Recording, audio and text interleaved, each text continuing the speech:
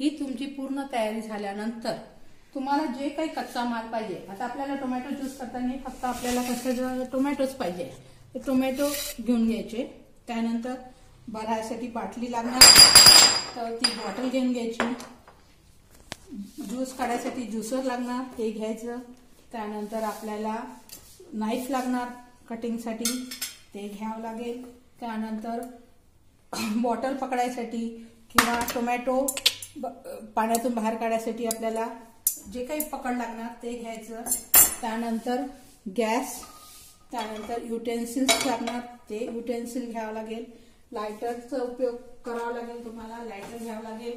आणि हे सगळी पूर्ण तयारी झाली.